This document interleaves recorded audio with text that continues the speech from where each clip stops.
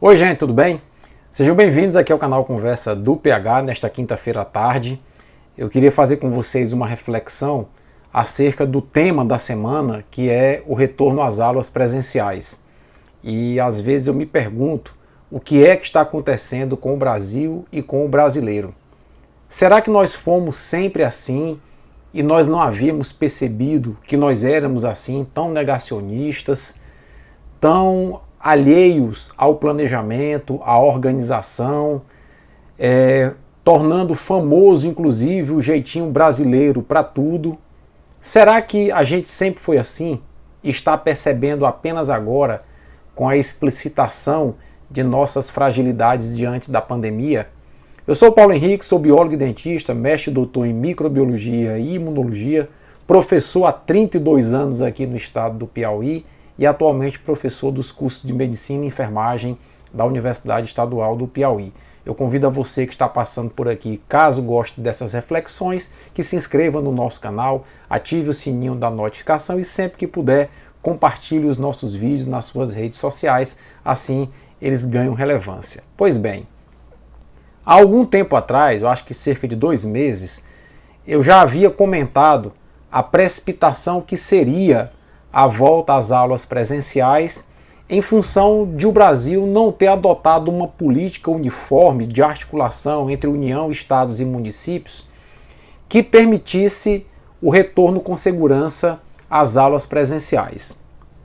A rede particular retomou as aulas, vários colegas professores meus aqui em Teresina contraíram a Covid-19 após esse retorno, e vieram inclusive a óbito. Alguns foram hospitalizados, mas eu posso citar aqui o caso da professora Patrícia de redação, que veio a óbito, o caso de outros colegas, professores na área de história, professor na área de biologia, 2 professores na área de biologia, inclusive um com apenas 32 anos de idade, professor Elvis, meu colega da biologia, veio a falecer de Covid-19. Isso para não ficar citando nomes e mais nomes de colegas só aqui em Teresina que morreram, porque a gente iria tomar um certo tempo desse vídeo. No início da semana, o ministro da Educação, que passa a maior parte do tempo no anonimato, não se manifesta e as suas políticas também de desenvolvimento da educação no momento da pandemia não aparecem também, porque elas simplesmente não existem. Resolveu ler um texto num pronunciamento em cadeia nacional, um texto mal lido, mal interpretado, lendo num teleprompter, coisa realmente grotesca, defendendo o urgente retorno às aulas presenciais. Utilizou para isso uma série de argumentos falaciosos, sem nenhuma base científica, como é de praxe do bolsonarismo e dos bolsonaristas, utilizar o senso comum, utilizar o empirismo para defender as suas posições. Criticou inclusive governadores e prefeitos em relação à não articulação ou ao não desempenho da educação durante a pandemia, quando na verdade, eu gostaria de lembrar a vocês, o Ministério da Educação, no início da pandemia, tinha à frente o Abraham Weintraub, que patrocinou uma série de balbúrdias na internet, em manifestações antidemocráticas, xingou os ministros do Supremo, participou de atos antidemocráticos presencialmente em Brasília, sem utilizar máscara, resultando em aglomeração, e esqueceu de fazer o dever de casa, de construir um plano de contingenciamento, de enfrentamento, se articular com secretários estaduais de educação, se articular com secretários municipais de educação e implementar uma política de enfrentamento da pandemia na área educacional. Não foi feito absolutamente nada. O presidente Bolsonaro, inclusive, vetou um projeto de lei que tramitou no Congresso Nacional que permitia o acesso gratuito e facilitava o acesso gratuito à internet, principalmente de crianças e adolescentes de baixa renda. Foi preciso o Supremo Tribunal Federal derrubar o veto do presidente e ainda assim o presidente, através da Procuradoria-Geral da República, recorreu ao Supremo para manter o seu veto. Ou seja, para o governo que aí está, o acesso à internet de crianças e adolescentes pobres para tentar minimamente suprir as deficiências na área educacional não é uma prioridade. E aí o ministro, atual ministro da Educação, pastor, veio com essa fala truncada, essa fala desprovida de preceitos científicos, mas o que me chocou bastante, e quando a gente pensa que perdeu a capacidade de se chocar com alguma coisa nesse país, vem uma outra que é capaz de chocar a gente sim, foi uma matéria da Rede Globo de televisão, veiculada ontem no Jornal Nacional, a favor ou com depoimento de pessoas a favor do retorno às aulas presenciais. Eles foram buscar a opinião de uma pessoa que está à frente de um movimento chamado Todos pela Educação, que é uma administradora, não tem formação na área de imunologia, na área de microbiologia ou infectologia para se posicionar, muito embora ela não tenha defendido o retorno das aulas presenciais a qualquer custo. Foram colher a opinião da presidente do Conselho Nacional de Educação, que é uma socióloga e que não tem formação, nem tem respaldo para dizer o que disse ontem. Com todas as letras, a presidente do Conselho Nacional de Educação disse para os professores e os estudantes não temerem, não há perigo algum, podem voltar às aulas presenciais. Com que autoridade ela diz isso? Uma cientista social. Ela poderia muito bem falar, e aí teria propriedade, para se posicionar em relação aos impactos sociais da falta da educação presencial, aí sim.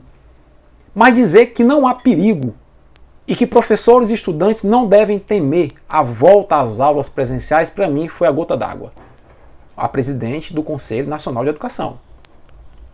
Ouviram a presidente de associação de pais e, pasmem, na reportagem não ouviram especialistas, epidemiologistas, infectologistas, microbiologistas, imunologistas, enfim. Deixa eu dizer para vocês uma coisa. Eu já postei aqui no canal que a principal forma de transmissão do coronavírus é através de sprays, gotículas e aerossóis no ar. Você está num ambiente fechado, sem ventilação natural, e esse ambiente tiver um mínimo de aglomeração com uma única pessoa com Covid, em 2 horas, 30 a 40% das pessoas do local, mesmo utilizando máscara, vão contrair a Covid-19. As salas de aula, na sua grande maioria, são salões praticamente hermeticamente fechados. Não tem circulação de ar natural. Principalmente no norte e nordeste, que o clima é mais quente, existe climatização nas salas de aula e poucas são as salas que têm janelões ou janelas abertas. Era necessário que estivesse sendo implementado um programa de readequação dos espaços escolares, principalmente favorecendo a ventilação natural, para que no retorno às aulas presenciais houvesse uma mínima possibilidade de transmissão do coronavírus por sprays, gotículas e aerossóis. Isso, infelizmente, não foi feito, nem na rede pública, nem na rede privada, com raríssimas exceções. Era necessário que, minimamente, professores técnicos da educação e estudantes estivessem com pelo menos 70% de imunizados, com a segunda dose ou a primeira, se for a vacina da Janssen, para minimizar os riscos de se contrair a Covid-19 no ambiente escolar e desenvolver a Covid-19 grave, com necessidade de hospitalização, UTI e até mesmo possibilidade de morte.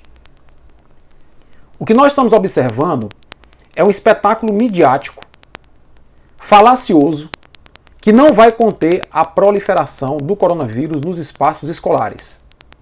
Álcool em gel na entrada da escola, termômetro para aferir a temperatura das pessoas que estão entrando na escola, é uma satisfação midiática à opinião pública de que algo está sendo feito.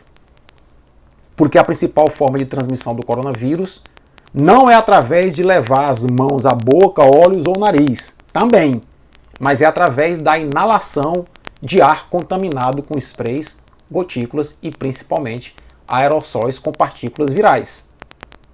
Medir a temperatura é uma medida midiática também, porque uma pessoa pode estar infectada com coronavírus na forma assintomática e, aliás, 90% até das pessoas chegam a ter esse comportamento da Covid-19 e não ter febre e vão entrar no espaço escolar contaminadas com o coronavírus. Onde está a estratégia de testagem periódica por amostragem de estudantes, técnicos e professores? Onde está a estratégia de adequação arquitetônica dos espaços escolares para favorecer a ventilação natural? Não. Aparecem imagens de anteparos de acrílico, barreiras de acrílico nas carteiras escolares, que também é uma satisfação midiática à opinião pública e que não há efeito prático algum naquele anteparo de acrílico, melhor dizendo, para barrar a circulação de sprays com partículas virais dentro de uma sala de aula. Então, assim, a pergunta que eu fiz no início desse vídeo é essa: o que está acontecendo com o Brasil e com o brasileiro? Será que nós sempre fomos assim e nunca nos apercebemos de como nós somos e só estamos percebendo isso agora de uma forma mais explícita em função da crise da pandemia? Então, o Jornal Nacional ontem mostrou que, na média mundial, os estudantes ficaram 5 meses e meio sem aula presencial. Que na América Latina isso chegou a quase 10 meses e que no Brasil já vai com 13 meses e meio, mais de um ano.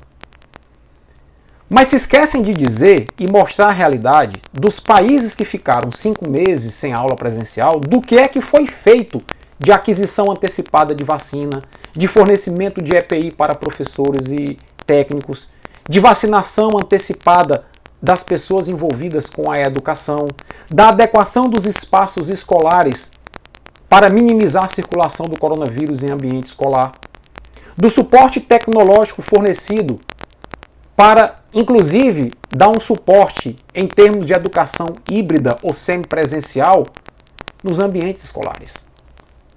A realidade que nós vemos no Brasil é muito diferente. São salas de aula com 60, 80, às vezes até 100 alunos, abarrotados em 80 centímetros quadrados de área, dentro de uma sala sem ventilação natural, sem janelões, com climatização. É nesse cenário que nós temos que nos focar para dizer se é necessário ou não, se é conveniente, se é seguro ou não, no momento atual, o retorno das aulas presenciais. Ainda ontem eu postei um vídeo elogiando a postura do ministro da Saúde, Marcelo Queiroga, que hoje já deu uma declaração de apoio às aulas presenciais e dizendo que não há necessidade de vacinação de professores, técnicos e estudantes para o retorno às aulas presenciais. Que isso é uma fantasia. Então, já caiu bastante no meu conceito com uma declaração como essa. Então, nós precisamos valorizar os conceitos científicos. Existe um pesquisador norte-americano da Universidade da Califórnia chamado José Luis Jiménez, que eu inclusive postei 2 vídeos aqui com trabalhos dele. Ele trabalha exatamente com a transmissibilidade de doenças através do ar por sprays, gotículas e aerossóis.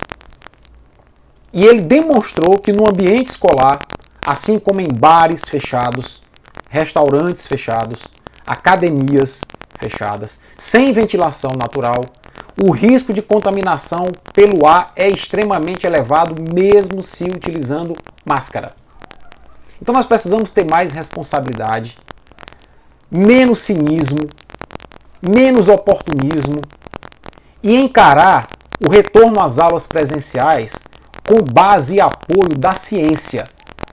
Nós não podemos ser levianos em expor professores, técnicos e os próprios estudantes com os seus familiares ao contato com o coronavírus no espaço escolar, porque simplesmente nós não tivemos uma preparação a nível de governo federal, se articulando com os governos estaduais e com os governos municipais, para enfrentar a crise que viria na educação em função da pandemia.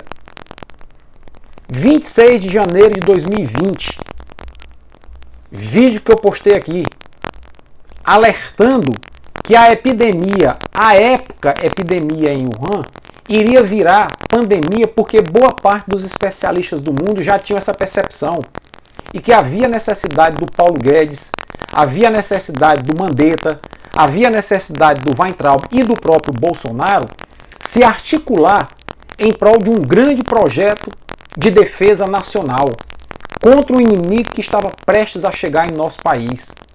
Nada foi feito. Absolutamente nada foi feito.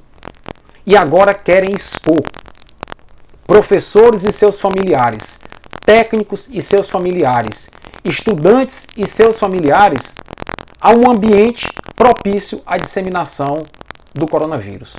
Para mim, essa é a gota d'água, isso beira o absurdo. Eu concordo que cada dia, cada semana, cada mês sem aula presencial é um prejuízo, principalmente para jovens de baixa renda que não têm acesso à tecnologia para minimamente manter o seu aprendizado de forma remota. Mas nós não podemos atropelar os fatos determinados pela ciência.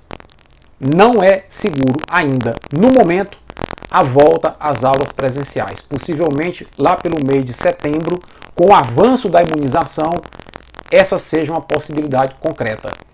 Mas se existe culpado nessa história, não é o professor, não é o técnico em educação, tampouco os estudantes. O culpado ou os culpados dessa história, desse caos que nós vivemos na educação em função da pandemia, são os nossos gestores negacionistas e irresponsáveis que não enfrentaram e não assumiram seus papéis constitucionais em defesa do povo brasileiro. Vamos deixar de cinismo, de cretinice, porque a vida das pessoas deve ter um valor maior do que os interesses corporativos nesse país. Se não for assim, nós realmente vivemos no país da balbúrdia. Me desculpa o desabafo. Se gostou desse vídeo, compartilha. Eu acho que ele retrata muito bem a realidade do que nós vivemos nesse país e que o ano que vem nós precisamos mudar isso radicalmente, tomando muito cuidado e prestando muito atenção em quem nós vamos depositar o voto para gerir nossas vidas. Forte abraço, boa quinta-feira.